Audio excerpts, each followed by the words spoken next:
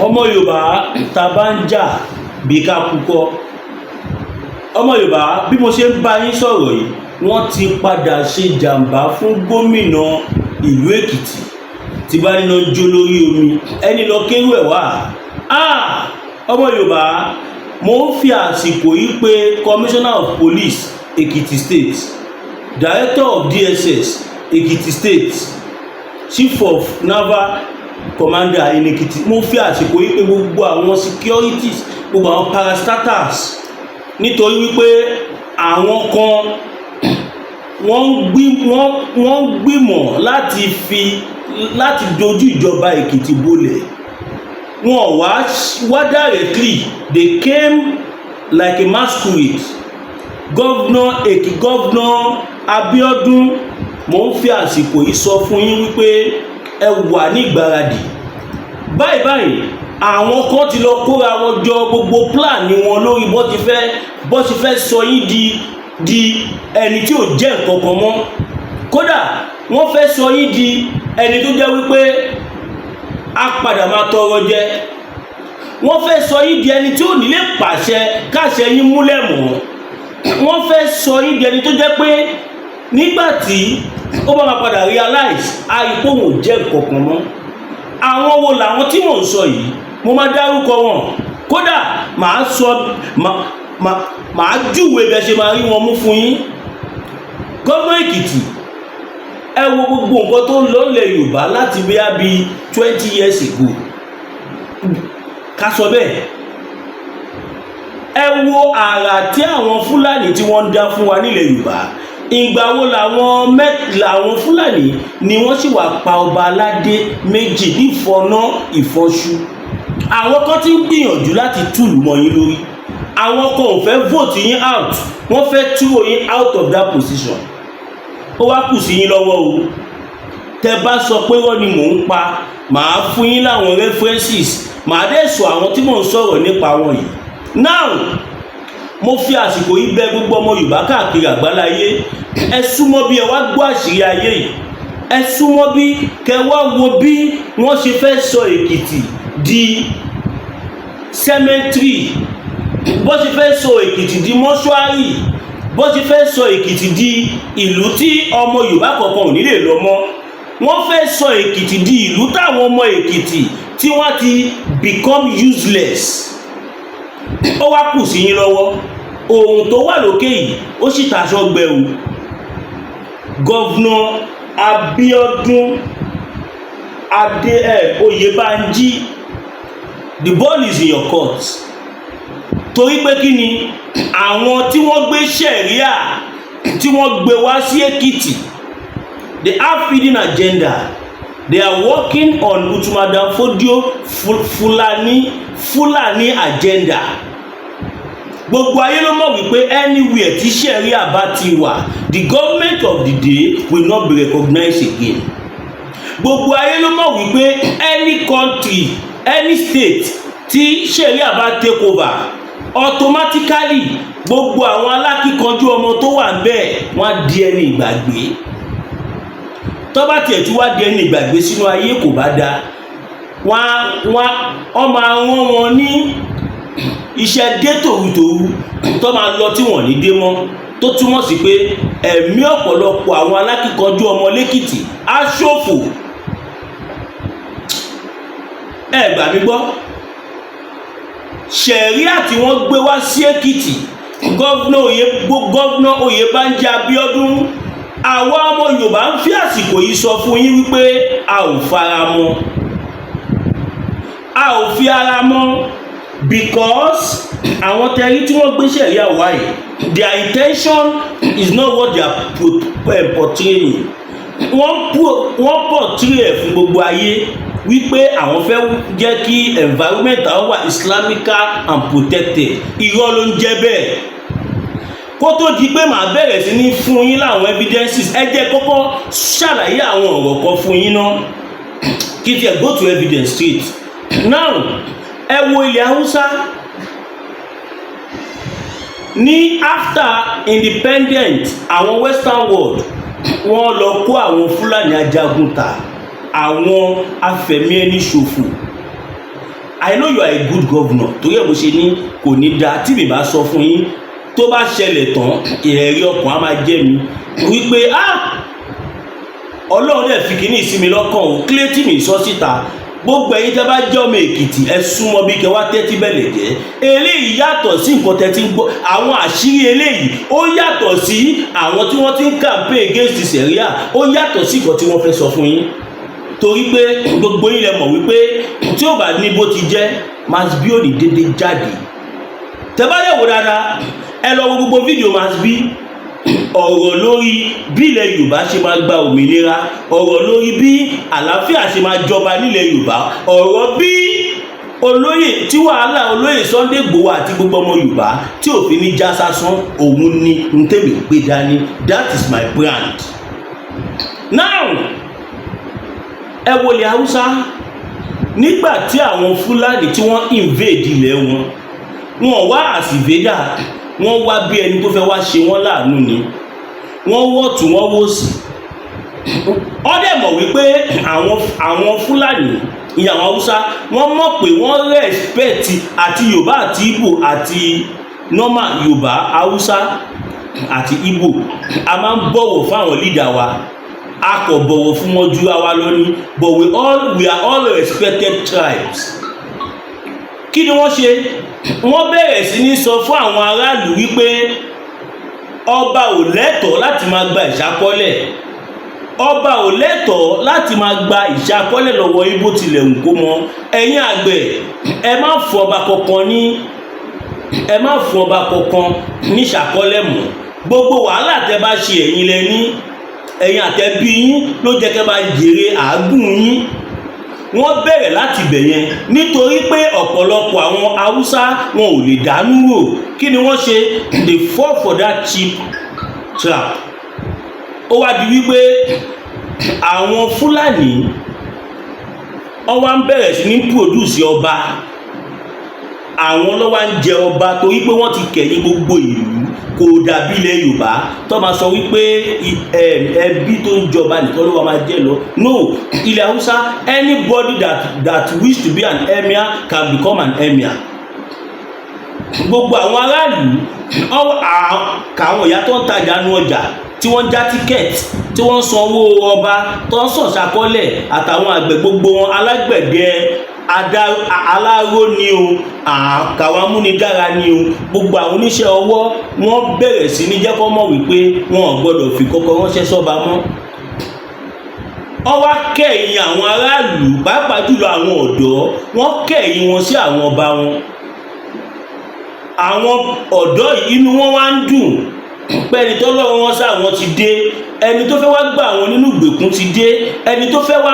dáàbòbò ìyàwó àwọn ó ti dé láì mọ̀ wípé pàkúté ayérayé làwọn Fúlàní dẹ fáwọn. Now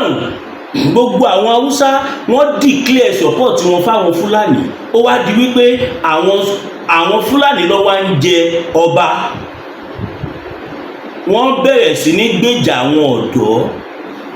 strategy ni wọ́n lò nígbà tó kọ̀yà wọ́n kọ̀ bẹ̀rẹ̀ sí ní gbé àwọn òfin tó le jáde nígbà tó fi gbé òfin tó le jáde yẹn by then àwọn Fúlàní wọ́n ti dominate everywhere. Wọ́n á ní nǹkan tí Kùránì sọ ni wípé tẹ́ ẹ bá rẹ́ni tó jalè tó mú kó jalè Kùránì ní ká gé apá ẹ̀ ká gé ẹsẹ̀ tá bá rẹ́ni tó ṣe ṣìnà Kùránì ní ká pa tabarẹ ẹmọ wọn kọ àwọn capital offences wọ́n bẹ̀rẹ̀ sí ní gbé jáde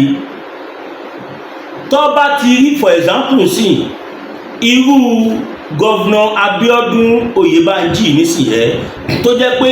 àwọn èèyàn ló ń campaign fún wọn tó ń ṣe oríṣiríṣi Sharia ò ní gbàrú ẹ̀ láyè Sharia ló máa yan ẹni tó máa jẹ́ Governor Oyebanji mò ń sọ̀rọ̀ yìí fún yín kẹ́lẹ̀ láìtì yín people around here are not going to tell you this gbogbo ilẹ̀ Yorùbá pariwo pé àfẹ́ Sharia Èkìtì gbàbọ̀dé and I want to believe that His Excellency the executive governor of Ekiti State mo believe pé you will not know about this. Ìdí nìyẹn tẹ́ ṣe gbọ́dọ̀ tètè ṣe kí ni kẹ́ tètè paná ẹ̀ for your own good. Torí pé ìlú tí ṣẹ̀ríà bá wà ẹni tí wọ́n elect as governor ó máa become useless. Torí pé kí ni àwọn Fúlàní ni wọ́n máa là lé lọ́wọ́, àwọn tó wà ní charge ṣẹ̀ríà ni wọ́n máa là lé lọ́wọ́. Tó bá rọ́mọ kan tó jálá kíkọ for example sí irú èmi ọmọ yìí máa bí tv tí mò ń pariwo fún self determination sí nígbà tí ṣẹ̀ríà bá dé a nílé sọ kankan mọ́. Wọ́n wá wá àwọn tó jálá kíkanjú ọmọ, àwọn tó mọ̀ kó lè padà jẹ́ pọ́blẹ́mù fáwọn ọmọ àwọn táwọn bí sílẹ̀, wọ́n á bẹ̀rẹ̀ sí ní gé wọn lápá, wọ́n á máa fọ́ wọn lójú, wọ́n á máa gé wọn lẹ́sẹ̀, wọ́n á máa sọ̀kò pàmì inú wọn. Débi wípé ọwá ṣe kìíní yẹn débi wípé almost 95% ti ọ̀dọ́ tó wà nílẹ̀ Haúsá wọn kò dẹ̀ ń ṣe gbogbo àwọn ọmọ yìí ni wọ́n commit offence yẹn. Some of them torí pé wọ́n ti wò pé eléyìí tábà tètè mú kúrò lọ́nà òun ló máa jẹ́ ìdíwọ́ fáwọn lọ́jọ́ iwájú tàbí fáwọn ọmọ táwọn bá ń bí, wọ́n á wá irọ́ kan tó máa jọ́, wọ́n á pa mọ́, wọ́n á pa irọ́ kan tó máa jọ́ mọ́ tàbí tó tẹ̀lé má jọgùn, wọ́n á kọ̀ wá irọ́ bàtàbàtà kan, wọ́n á pa mọ́. Wọ́n wá ní ẹ̀yìn aráàlú gbogbo ilẹ̀ wọ̀n pa ní ìfẹ́ ìlú, ṣùgbọ́n nígbà tẹ́ni ti ṣe nǹkan báyìí ẹ jẹ́ ká ṣí òfin. Wọ́n ti mọ̀kan tó wà ní òfin yẹn o. Wọ́n á ní gẹ́gẹ́ bẹ́ẹ̀ ṣe mọ̀ wípé ohun tó bá wà nínú Al-Qur'an tó jẹ́ ọ̀rọ̀ Ọlọ́run òun ni a máa lò. Nígbà tó bá máa ṣí wọ́n á rí pé nǹkan tí ṣẹ̀ríà sọ ni wípé ọbẹ̀ orí ẹ̀, ìyẹn fún irọ́ tí wọ́n pa mọ́. Ohun tí ṣẹ̀ríà sọ ni wípé kó gé apá ẹ̀ méjì, kó gé ẹsẹ̀ ẹ̀ kan, tàbí kó rẹ láhọ́n kó má lè sọ̀rọ̀ mọ́. Wọ́n á ṣàṣà àwọn nǹkan tó jẹ́ wípé ẹni ẹgbọ́n ò ní wúlò fún ara ẹ̀ mọ́, kò ní lè jà fúnra ẹ̀ mọ́ débi tó máa lóun fẹ́ jà fúnlẹ̀ Yorùbá àbí jà fáwọn èèyàn ẹ̀. Mo dẹ̀ fẹ́ jẹ́ kí gbogbo èyí tí ẹ jẹ́ oníṣẹ̀ṣe ní Èkìtì, mo fẹ́ jẹ́ kẹ́ mọ̀ pé bí ṣẹ̀ríà ṣe dé nísìn òpin ti dé bá gbogbo nǹkan tí wọ́n pè ní ṣẹ̀ṣe ní Èkìtì. Tẹ́ ẹ bá tètè dìde, ẹ̀yin onífá, ẹ̀yin ọlọ́bàtálá, ẹ̀yin ọlọ́balúayé, ẹ̀yin oníṣàngó, ẹ̀yin oní Ọ̀ṣun, ẹ̀yin oní Ayílála, ẹ tètè dìde nísìn, ẹ pariwo síta kí gbogbo ayé gbọ́. Ẹ pariwo sí gómìnà yín, ẹ sọ fún wọn wípé ẹ ò fẹ́ ṣẹ̀ríà nílẹ̀ Yorùbá. Yoruba land is a secular land. We are not religious people. Ẹni tó bá fẹ́ ṣe ṣẹ̀ríà kó lọ sí Saudi tàbí kó lọ sí Pakistan tàbí kó lọ sí Iraq tàbí kó lọ sí Syria tàbí kó lọ sí ilẹ̀ Haúsá lẹ́lẹ́mbẹ̀ yẹn. A ò dẹ̀ fẹ́ lásán yẹn. A dẹ̀ fẹ́ jẹ́ kí gómìnà ìpínlẹ̀ Èkìtì kí wọ́n mọ̀ wípé àwọn gangan làwọn Fúlàní ń bá jà o. Àwọn gangan ni target. Àwọn ni target. Àwọn ló fẹ́ render useless. Kò síbi tí ṣẹ̀ríà ti wà táwọn terrorists ò ní máa operate freely níbẹ̀. For instance, ẹ má ṣì mí gbọ́ o, I'm not condemning Islam, I'm only condemning Sharia. Now, ẹ̀yin babaláwo nílé ṣiṣẹ́ kọ̀ọ̀kan mọ́, kèbí abẹ́rẹ́ sí nípa yín, ohun tó bá ní kẹ́ ṣe lẹ́ máa ṣe. Àìmọye àwọn àṣírí tó wà ní ṣẹ̀ríà yìí tó jẹ́ pé tá bá ka àwọn òfin yẹn síta, wọn ò dẹ̀ ní kọ́kọ́ gbé yẹn jáde fún yín. Ohun tó máa gbé jáde fún yín, ohun tó dùn ló máa gbé jáde fún yín, ohun tẹ́ fẹ́ gbọ́, ohun tó mọ̀ pé tẹ́ bá gbọ́ inú yín á dùn, òun ló máa gbé jáde. Wọn ò ní gbé tó mọ̀ kó máa wà ash, wọn ò ní gbé jáde. Irú àwọn èèyàn wa tó ń pariwo fómìnira ilẹ̀ Yorùbá ń sìn ní Èkìtì, nísìnyí báyìí wọn ò save mọ́. gẹ́gẹ́ bẹ́ẹ̀ ṣe mọ̀ pé sharia ó tako western education, ó dẹ̀ tako western constitution. Òun dẹ̀ là ń lò ní Nàìjíríà, òun dẹ̀ là ń lò lẹ́kìtì state tó dífá pé tẹ́ẹ̀bà tètè paná kínní ẹ̀yin ará Èkìtì you are your own o. Bàbá wa Afẹ́ Babalọ́lá àìtí ìgbọ̀kẹsọ̀ kankan nípa ọ̀rọ̀ yìí. A dẹ̀ mọ̀ pé ní yunifásitì Afẹ́ Babalọ́lá irúwà ògiri wá ni àwọn tí wọ́n gbé ṣẹ̀ríà dìde. Tẹ́ẹ̀bà tètè tákù wọn ó máa kọ ẹ̀yìn náà o, torí ṣẹ̀ríà ò fàyè gba kìrìsìtẹ́nì, ṣẹ̀ríà ò fàyè gba oníṣẹ̀ṣe, ṣẹ̀ríà kò fàyè gba pagan, kò fàyè gba anything tó yàtọ̀ sí Islam. Kódà tí Fúlàní bá wá ká ẹ mọ́lé tí wọ́n pa ẹ́, tàbí tí Fúlàní wá ká ẹ mọ́lé tó yìnbọn fún ẹ tí ò wọlé, àwọn ṣẹ̀ríà tún máa dá ọjọ́ kú fún ẹ pé òun ṣe ògùn sára. Ẹ lọ sí ilẹ̀ Haúsá, kí ló fà á tí terrorism fi lè stop níbẹ̀ yẹn? Torí pé wọ́n operate pẹ̀lú ṣẹ̀ríà. Àwọn tó ń pa àwọn èèyàn yẹn, it is said allegedly wípé Islam sọ wípé Kùránì sọ pé ẹni tí ó bá ṣe Islam tàbí ẹni tó bá ti ṣe tó wá lóhùn ṣe mọ́ Islam ní kó parí èèyàn bẹ́ẹ̀. Èmi kọ́ mo sọ, gẹ́gẹ́ bẹ́ẹ̀ ṣe mọ̀ pé I'm not a religious person. Kódà mi ìfẹ́ sọ̀rọ̀ nípa ọ̀rọ̀ kìíní ìgan torí pé mi rí sí pé mo rí sí nonsense. Ilẹ̀ Haúsá tí wọ́n ti lo ṣẹ̀ríà, development wo lẹ rí nílẹ̀ Haúsá? Kò ń ṣe pé terrorism ló ń pọ̀ on a daily basis. Nínú kan táwọn bọ́ọ̀dà wa MS Àkọ́bí Ọlọ́ba, Múlíká,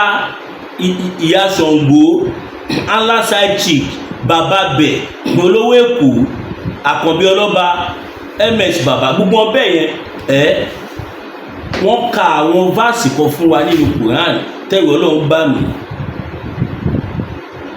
Wọ́n kà wọ́n dẹ̀ prove ẹ̀. Wọ́n ní tó bá dàbí irọ́ kí ẹlòmínà lára ẹ̀yin tẹ́ wà online tàbí ẹ̀yin tẹ́ wà comment section ẹ ṣí Quran yín tó wà nílé síbi báyìí àdìsí báyìí tó jẹ́ ká mọ̀ wípé bí àwọn Fúlàní ṣe ń pa àwọn èèyàn yẹn they are justified. Ṣé irú kọ́ńtì táwa fẹ́ dúró sí nílé ọmọ Yorùbá? Ṣe rí pé gbogbo àwọn nǹkan tí olóyè Sunday Igboho ti sọ sẹ́yìn gbogbo ẹ̀ ló wá ń ṣẹlẹ̀ báyìí o. Ohun tí bàbá wa Professor Banji Akitoye tí wọ́n torí ẹ̀ sọ pé ẹ̀mí tó kù lára àwọn fẹ́ fi gba òmìnira fúnlẹ̀ Yorùbá ni. Láyéláyé kò gbọdọ̀ ṣẹlẹ̀. Ẹ̀yin ọmọ Èkìtì ẹ dìde o, ní kẹ́lọ́ fa wàhálà, ẹ dìde ẹ ṣe protest wọ́ọ́rọ́wọ́ peaceful rally. Ẹ dẹ̀ má wọ̀rí, àwa tájà jìjàngbara a máa tó ṣe very big mighty rally láìpẹ́ yìí. Ẹjọ́ ìwà ẹ jẹ́ kí gbogbo àjọ béèrè fómìnira ilẹ̀ Yorùbá. Kò sí bá ṣe fẹ́, kò sí bí ọmọ Yorùbá kọ̀ọ̀kan ṣe lè escape níbi tó bá ti ń ràn ní ṣẹ̀ríà. Alákọ̀ọ́kọ́, ìwọ tó jẹ́ babaláwo tó jẹ́ pé ọtí ló fi ń bọ fá, tó bá bá ọtí lọ́wọ́ ẹ ayé ẹ bàjẹ́. Bẹ́ẹ̀ ni mo sọ fún ẹ, tó bá bá ilẹ̀kẹ̀ fá lásán lọ́wọ́ ẹ you are gone. Nílẹ̀ bàbá wa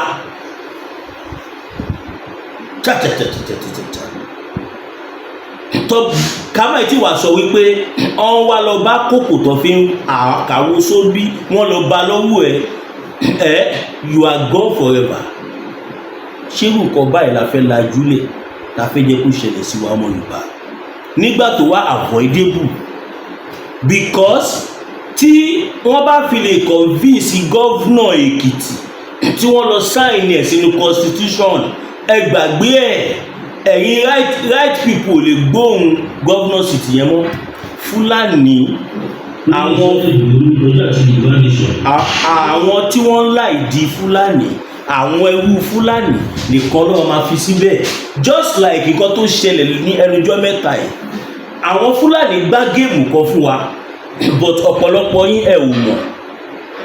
ẹ wo ẹni tó kọ́kọ́ lọ gbé wá kó wá jẹ Aláàfin Ọ̀yọ́, ẹni tó jẹ́ pé nígbà táwọn èèyàn tírèsì ẹ̀ ó tan mọ́ Sultan of Sokoto. Wọ́n lu àwọn Kaba wọ́n lu gbogbo agbára pé kí máa yẹn lè jẹ Aláàfin Ọ̀yọ́, ṣùgbọ́n nítorí gẹ́gẹ́ bẹ́ẹ̀ ṣe mọ̀ náà ó yẹ kẹ́ mọ̀ pé Ògùn, Ọ̀yọ́,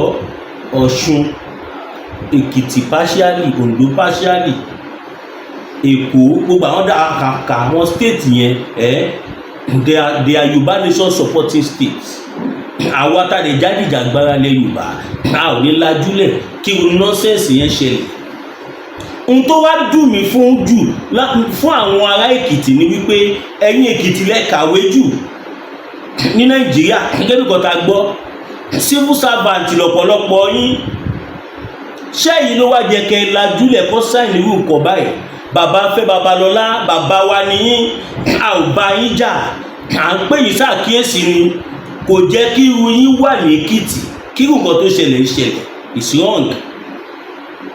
Gẹ́gẹ́ bá ṣe mọ̀ pé ẹni tí ó ní principle ní and you always try and don't let any debt get to you. Gẹ́gẹ́ bí nǹkan tó ṣẹlẹ̀ láàrin ẹ̀yin àti gbọ́dà wa lẹ́nijọ́ mẹ́ta ẹ̀ gbọ́dà kí ló kọ́ máa iná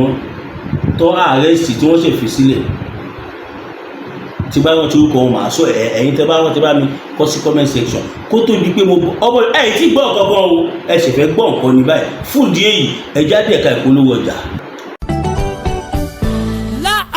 Bitter tea ẹkùn tí ń wọ̀yá àjà pẹ̀lú àwọn kíndìnrín tó ní stone nínú ìyẹn kidney stone yóò mẹ́ẹ̀tì ẹ̀ tẹ́sí yádànù nínú àgọ́ ara yín. Òun kan náà ló ṣiṣẹ́ fún liver ìyẹn àìsàn jẹ̀dọ̀jẹ̀dọ̀, a sì tún máa ṣiṣẹ́ fún ààtì ìyẹn ìṣòro àìlèmí sókè sódò dáadáa. Wahala bitter tea ló tún ṣiṣẹ́ fún ìfúnpá gíga ìyẹn high blood pressure. Bákan náà gbogbo ẹ̀yin tẹ́ ẹ bá ní ìṣòro ìsétọ̀ tí a mọ̀ sí prostate cancer, gbogbo àwọn àìsàn tá a là kalẹ̀ yìí pátápátá òun ni Wahala bitter tea yóò bá wà yá àjà. Ìṣòro ara ríro ńkọ́ Wahala bitter tea òun ni kẹ́ ẹ gbẹlura láti wá rí egbòogi Wahala bitter tea rà. Àbí tẹ́ ẹ bá fẹ́ mọ ibi tí wọ́n tẹ̀dó sí ẹ mẹ́sẹ̀gì wọn lórí àwọn WhatsApp numbers yìí +44742452737 àbí àwọn Nigeria numbers yìí 08033194355 tàbí 08026265000. Kò bára rí ẹ̀rí inú ẹ̀jẹ̀ ti kàn jẹ̀gbọ̀n lọ́wọ́ Wahala bitter tea gbẹ̀lura kò rí yàtọ̀ bẹ̀. Káàbọ̀ padà ẹ̀yin ènìyàn wa. Wahala bitter tea lẹ́rí tó polówó yẹn. Ìwọ tí nǹkan ọmọkùnrin yẹn bá kéré tó lè kanlẹ̀ gbọ̀ngbọ̀ngbọ̀n. Ìwọ tó jẹ́ wípé tó bá súnmọ́ ìyàwó báyìí ká tó ìṣẹ́jú márùn-ún wá ti da tọwọ́ ẹ̀ lẹ̀ nǹkan burúkú ni. Wahala bitter tea òun ló kápá ẹ̀. Bóyá fẹ́ jẹ́ kí nǹkan ọmọkùnrin ẹ̀ tóbi sí bó ṣe fẹ́ tí ó dẹ̀ ní any side effect ẹ pè Wahala bitter tea. Bóyá o ní arthritis, kidney problem, liver problem kọ̀ọ̀kan gbogbo àwọn nǹkan bẹ́ẹ̀ ẹ pè Wahala bitter tea. I personally mo lè fọwọ́ wọn sọ̀yà. Now ẹ jẹ́ ká bọ́ sí ìpele kejì. Kábíyèsí Elédùmarè mo fásitì dúpẹ́ lọ́wọ́ ìyá wa Grandma Magodo àti bàbá wa kan láti ìlú UK tí wọ́n ní má dárúkọ àwọn tó ṣe gudugudu méjì ẹ̀yà mẹ́fà lórí nǹkan tí mo ní mo need nísìnyí báyìí lórí ọ̀rọ̀ equipment tí a fẹ́ rà. Owó yẹn ti já sí 6 million báyìí àti réyàn méjì fún wa ní owó ká fi ṣe nǹkan tó bá ṣìkà. Now nínú owó ilé tí mo fẹ́ gbà tí mo sọ pé a fẹ́ gbà ká fi kalẹ̀ yọbi tó máa jẹ́ studio right in 1.5 nísìnyí báyìí to the glory of God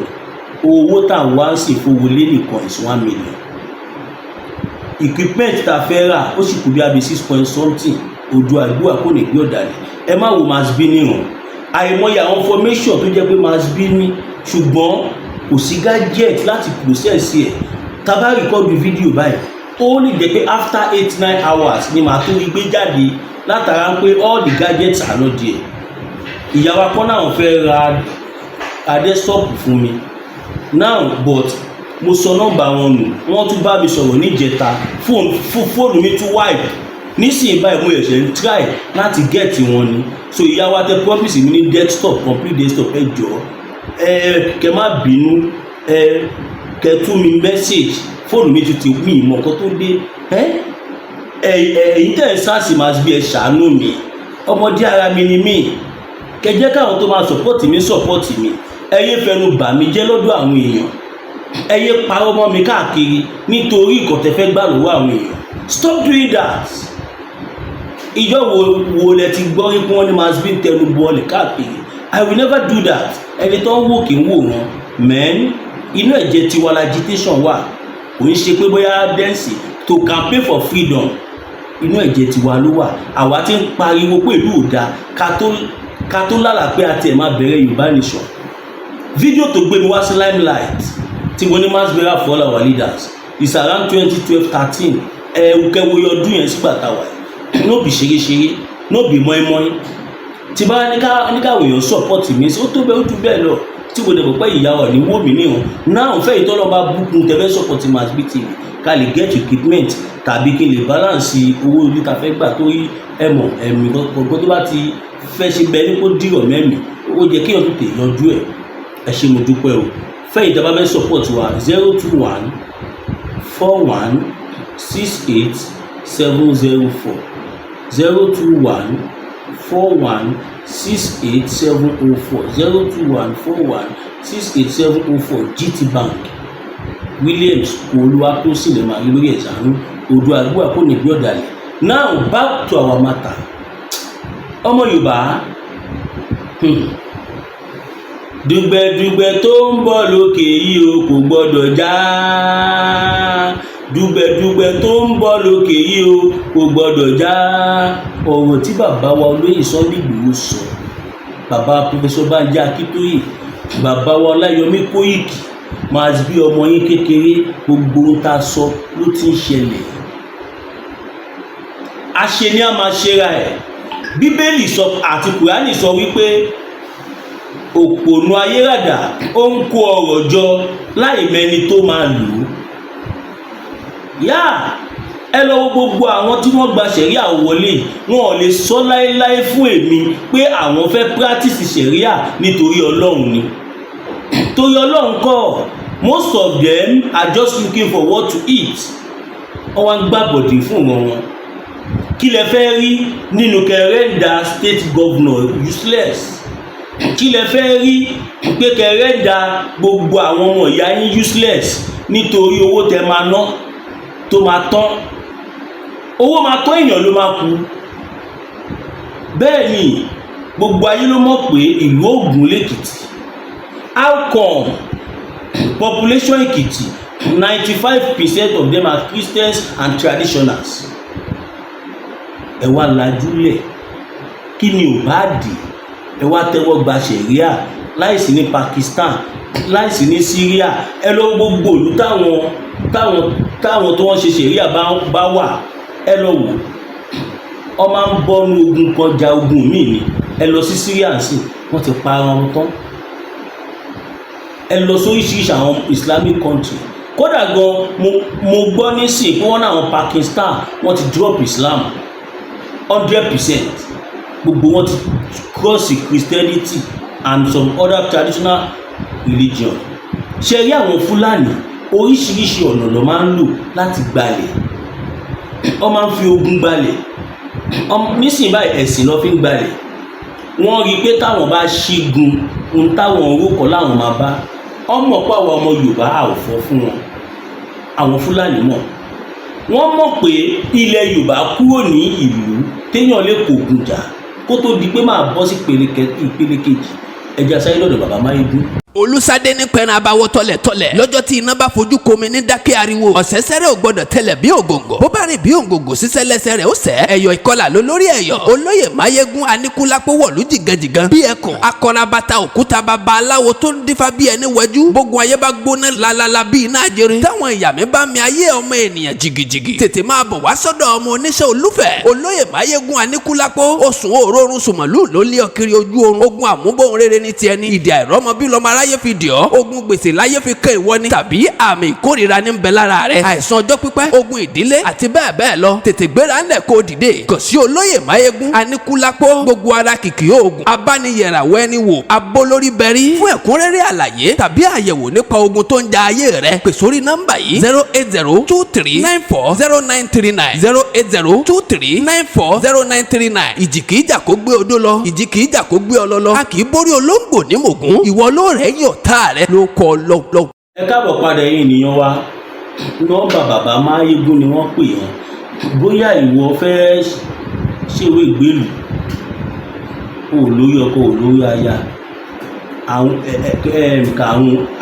àrùn ìkórìíra ń bá ẹjà o fẹ́ ṣẹ̀bẹ̀ àwọn àgbà o fẹ́ rúbọ o fẹ́ ṣoògùn tajà awọ́rò ni afàrò ni etc. ẹ pè bàbá máyégún mo máa ń sọ mi èrí wọn bóyá o fẹ́ dira ni pè wọ́n mi èrí wọn rí ṣùgbọ́n iṣẹ́ bàbá máyégún ló sì ń ròyìn wọn lọ́dọ̀ mass tv owó kọ́ kò ń ṣe pé bí alẹ́ kan ló fẹ́ fún mi àbí kankan no but iṣẹ́ wọn ló ròyìn wọn jọ wò ló bí ọ̀kẹ́rẹ́ tẹ bá ń gbọ́ agbọ́fábẹ ní wẹ́jú bàbá máyégún aníkúlápó ẹwọ ọmọ yorùbá kó má dàbí pé mass b ẹpẹnu ẹ pọ̀ ẹni tó bá rùn ní kó volunteer ni o mi ní kẹ́rin bọ̀dé lọ bá wọn o ẹ̀yin tẹ́bà níbi tẹ fẹ́ lọ ẹ lè lọ bá wọn náà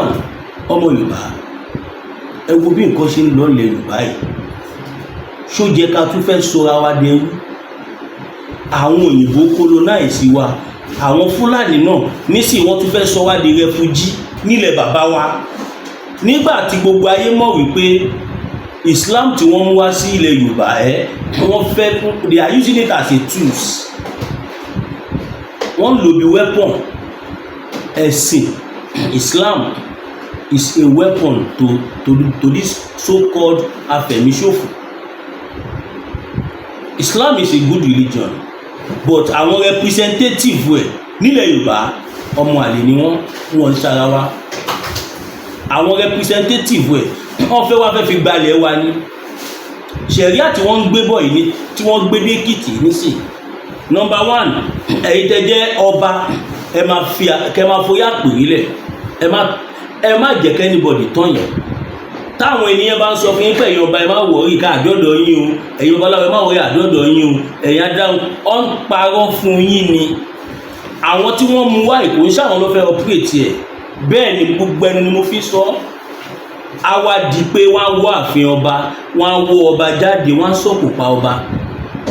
kábíyèsí Elédùmarè nílẹ̀ Yorùbá wọ́n á wọlé babaláwo wọ́n á náwó gan babaláwo tàbí ọmọ ẹ̀ wọ́n á bẹ orí ẹ̀ pé ìṣẹ̀ṣe ló ń ṣe pé ó ń ṣe ṣíríkù wọ́n á mú pásítọ̀ wọ́n á ní kó ṣe Islam wọ́n á mú apá ọ̀pọ̀lọpọ̀ ẹ̀yin pásítọ̀ tẹ̀lẹ̀ jẹ́ Muslim tẹ́ padà di Christian mo fẹ́ jẹ́ kẹ́ mọ̀ wípé àwọn ṣẹ̀ríà yìí wọ́n ń bọ̀ wá pa yín torí pé ó wà ní Kùránì bẹ́ẹ̀ pé ìwọ tó bá jẹ́ mùsùlùmí tó wá fi Islam tó lọ ṣẹ̀sìn míì ó jẹ̀bi kú nílẹ̀ Yorùbá ṣó wá jẹ́ ká gba gbogbo nǹkan bẹ́ẹ̀ láàyè ṣó jẹ́ ká gbà láàyè ilẹ̀ Yorùbá tí ó ti tò ọ̀rẹ́dì ẹ tí wàá fẹ́ gbé terrorism wọ̀ bẹ́ẹ̀ ni ṣẹ̀ríà yẹn another word for it is ìfẹ̀míṣòfò kò sí nǹkan gidi kankan tó wà nínú ṣẹ̀ríà èèyàn jí máa gé ẹni kan bẹ lọ́wọ́ mi sọ pé kan tí ẹni tó jalè ṣe dáa ṣùgbọ́n ṣé ibi kábẹ́rẹ́ sọnù ní ká wá lọ bá Ṣàngó abẹ́rẹ́ sọnù ẹ̀ lọ gbé Ṣàngó dìde ọmọ Yorùbá ẹja ṣe pẹ̀lẹ́pẹ̀lẹ́ o ẹ̀yin politician lẹ Yorùbá ẹ rò dáadáa kẹ́ tó tọwọ́ bọ̀ bó tiẹ̀ jẹ́ pé anyway kò kan àwa torí Yorùbá máa pull out láìpẹ́ yìí gbogbo tí ń jẹ tọ̀ náà ṣé èèyàn máa rí nǹkan báyìí gan ìlú yẹn á tún sí ìwòyàn wà àbí ó kẹ́dún náà ẹ tiẹ̀ dúró náà ṣé wèé mi sìn àbúrò mi tájọ́ ṣe Yorùbá nation á wà lẹ́kìtì nísìn ẹ̀yin tẹ̀ ń ṣe ṣẹ̀ríà ẹ wá sọ pé ń kó ń sọ̀rọ̀ síjọba ẹ wá mú ẹ wá bẹ́ apá ẹ̀ àbí ẹ máa bó bẹ́ ẹsẹ̀ ìròyìn àwa kàn mí fíìmù yẹn máa gùn gan fíìmù yẹn máa gùn tó jẹ́ wípé ohun tó mú ìjọba tí wọ́n lè stop wọn láti má gé apá àbúrò mi tàbí ẹsẹ̀ mi. èmi ò ní lọ station màá lọ bá àwọn tí wọ́n lè gbèjà mi nì ẹni tó bẹ lápá tó òun gan wọ́n á bẹ́ apá ẹ̀ wọ́n á bẹ́ ẹsẹ̀ wọ́n á bẹ́ ìtò ẹ̀ mọ́ ibi ẹpọn ẹ̀ kí lẹ fi ṣe yìí ẹ parọ́ má àbúrò mi ẹ bẹ́ apá ẹ̀ mi wà ní kójó wọlé síbẹ̀ kábíyèsí lédùmarè ọmọ Yorùbá èdè òní dìwà o ẹ̀fún òní mú wa o èdè lélẹ́yìí o èdè ń di ẹ̀yin tẹ lajúlẹ̀ tẹ jẹ́ kí wọ́n gbéṣẹ́ ìyàwó Èkìtì o ìyẹn ní àwọn olóṣèlú tó gbà wọlé nínú èdè rẹ o ẹ má jẹ́ kéèdì dín ẹ má jẹ́ kẹ́ẹ̀fù fún yín o ọmọ Yorùbá ẹ̀gá jára wa Èkìtì of all states Èkìtì tó jẹ́ pé ẹ dúró ná ṣé mò ń lálàá ẹ jí mi ẹ̀yin ọ̀dọ́ ilẹ̀ Èkìtì dà ẹ̀yin ọ̀dọ́ Èkìtì dà Èkìtì ìlú Ògùn ó máa lọ́ọ̀gì gan ẹ̀yin tẹ̀ ń ṣe ṣẹ̀ríà yẹn àwa ń wọ̀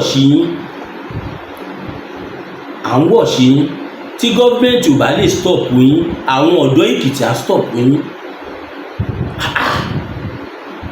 kí ló dé pé nǹkan yìí kì í mọ́tara ẹnì kọ́kọ́ ba ayé yín jẹ́ báyìí wáyé ṣé bẹ̀rẹ̀ nífẹ̀ẹ́ Ọlọ́run tó ni ẹ lọ wo ilẹ̀ Haúsá àwọn tí wọ́n léèyàn ní ṣẹ̀ríà mú kò ń ṣàwọn ọmọ Fúlàní as a matter of fact àwọn tó ń ṣe bá ń bí alàtẹ̀ rí yẹn ìjọ́ ò lè rí Fúlàní láàrin wọn àwọn Haúsá nìkan ló ń gé lápá ló ń gé lẹ́sẹ̀ wọ́n rẹ̀dà wọn useless helpless so that nígbà tójú wọn bá máa là wọn ò ní lè dí àwọn lọ́wọ́ tàbí dí àwọn ọmọ àwọn tó ń bọ̀ lọ́wọ́ ṣẹ̀ríà ọmọ Yorùbá kò gbọ́dọ̀ ṣẹlẹ̀ kí ni mo sọ kò gbọ́dọ̀ ewu òrìṣà ilẹ̀ Yorùbá ẹ̀yin ọ̀dọ́ Èkìtì ẹ dìde o ẹ dìde kí ẹ lọ pariwo síta pé kọ́ gbá yín o gọ́vnà Abíọ́dún Oyèbánjí àwọn tó wà nídìí ṣẹ̀ríà yẹn ẹ lọ wò àwọn tí wọ́n nífẹ̀ẹ́ yín àwọn tí wọn ò nífẹ̀ẹ́ yín ni lọ wà nídìí ẹ̀ go and check it out wọ́n fẹ́ rẹ́ndà yín useless wọ́n bínú orí yín ọmọ Yorùbá I deserve my word once again my name is Williams Olúwatósìn Kọ́mọògúnbíyì aka mass lawyer for the good leaders aka mass lawyer for the bad leaders aka alógún màṣíkà Odùduwà agbéwà agbémi agbẹ̀yìn kò ní gbé ọmọ àlè kò ní gbé ọ̀dàlẹ̀ ilẹ̀ Yorùbá I love you all ẹ má gbàgbé ẹ like ẹ share ẹ comment ẹ subscribe kẹ tọ notification yín kẹ wá pín fún gbogbo ọmọ Yorùbá káàkiri àgbáláyé ẹ jẹ́ kí wọ́n mọ̀ wípé àwọn Fúlàní ti lu ọgbọ́n jìbìtì láti fi ṣe gọ́vnà Abíọ́dún Oyèbánjí ní Jamba